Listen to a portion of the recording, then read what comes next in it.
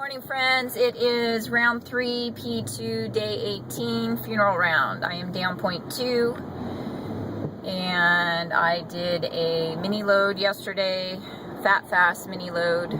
I call it that fast because the majority of my intake was based on fat consumption, and I'm tacking on mini load because towards the end of the day the fat consumption included sugar, which would not normally be included in a fat fast. So I'm going to coin it both of those. And so I wanted to talk a little bit about that so that some of the newer vloggers out there that are watching have an understanding of what goes on when you become rogue. I would consider fat fast and mini load more rogue than mop. So pop is perfect on protocol, mop is my own protocol, which I typically follow, and rogue is experimenting in the extreme sense of taking matters into your own hands to try and get results when none of this has really ever been documented. So those who may be considering taking on, I gotta read my notes here today. I want to make sure that you, if you're considering it, doing this more rogue HCG protocol, that you investigate the veterans that have experimented with the fat fasts, with correction days, which correction days are documented in Dr. Simeon's protocols, but mini loads are not. Planned interruptions, those are documented to a certain extent. Fasting, apple days, steak days, egg days, faye days, which is Greek yogurt, and like mug cake days. There's a lot of different options out there on how to try and get things moving again or to get different results. So a few of the people that you may want to look into, Neely has, you know, I don't know, probably a few hundred vlogs, and she has a considerable amount of followers and has taken the time to really document what it's like to go through these different days that I mentioned and doing the fat fasts, and what are the results, and what happens when you do back-to-back fat fasts, and what happens when you you know, when you then combine other available options in that protocol. And I think she even has done a vlog on why she may have taken it a bit too far at times. And so I'm pretty sure it was Neely that, and I recall it was someone that mentioned the repercussions of what they may have done to their body by pushing it to the extreme. So Neely's one to watch and investigate and observe. And then HCG Chica, she definitely has put her time in and researched a lot and posted a lot on that.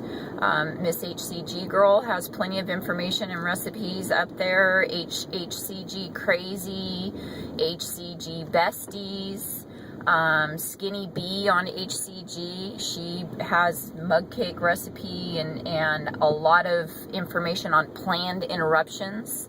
She took planned interruptions throughout her rounds. Every time she went out somewhere on a vacation or it was that time of the month. And then Graphics Girl has recently done a round where she was cheating every weekend. She was having a cheat day. And so she also has posted her results from trying the protocol that way. So here are the things, and they aren't the only ones. There's plenty out there. You need to dig and sift through to try and find what you're looking for. But these are things I want everyone to consider and think about before you start messing with it, because there's a lot of things that can happen. First of all, is taking these things on in the HCG protocol a tool or a crutch for you? Are you just making the situation worse by introducing the availability of things that we are not really supposed to be consuming, and then creating a chain reaction? So will you continue to cheat, or will you get back on protocol the next day? And then mentally, how will you feel if you do not have a loss the next day, or you end up having a gain? Because that's happened to me and to others. Or you throw yourself into a stall, and I've seen other people struggle with that. A 2-week stall in the middle of a round can be extremely frustrating, especially if you were trying to pull yourself out of a stall and you just prolonged it.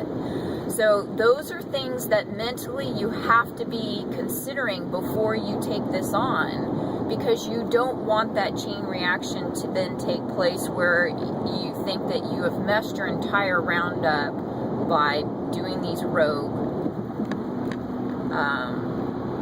corrections, or I don't know what you want to call them. And then the last thing I want to mention is to wait before doing them. Don't jump right into it. If you're new, if it's your first round, if you're stalled for 2 or 3 days, I mean, I know Simeon's protocol says 3 days and do a correction day.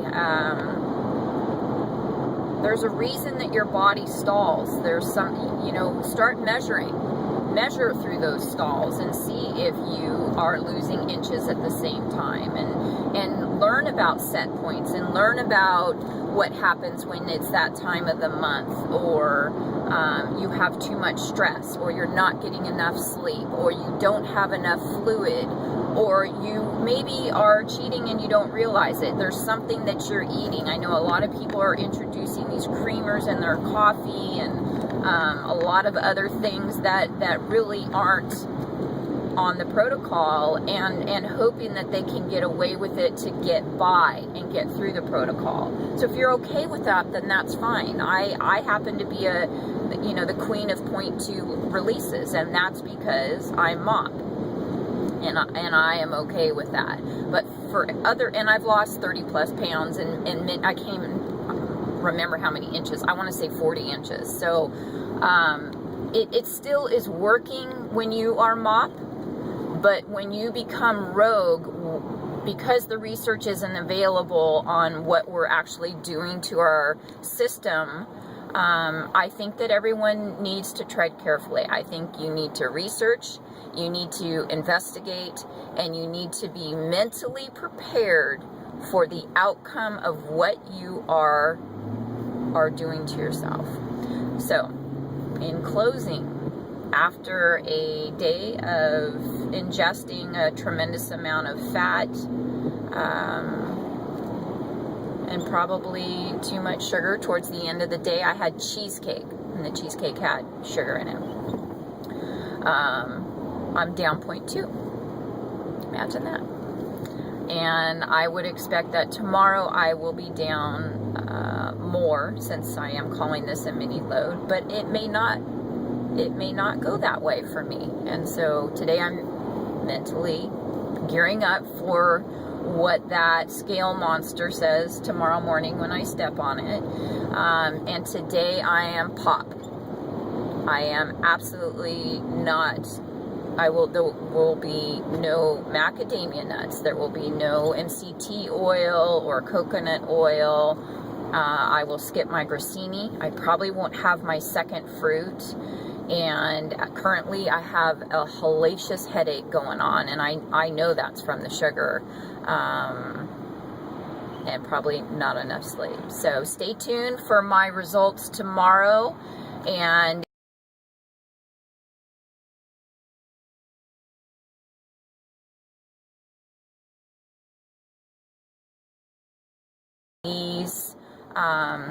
you know, have a little bit of time under your belt. If you're in your first round and you start jerking yourself all over the place before you really have a good understanding of the protocol and how your body reacts to it, it may not be good for you to do that. You know, if you're in your second round, third round, or whatever, or you're feeling very comfortable in having a good understanding of the protocol, then, you know, by all means, do whatever it is that you think you need to do. And then for the rest of you out there that it just scares the hell out of you to even, you know, handle chicken breast fat, you know, when you're pulling the fat off the chicken breast to try and grill yourself. I mean, I remember my first round. I remember panicking because I stripped a chicken and the chicken was just covered in, you know, it had this fatty skin all over it, and I looked at my hands and I thought, oh my God, and the next day I had a gain,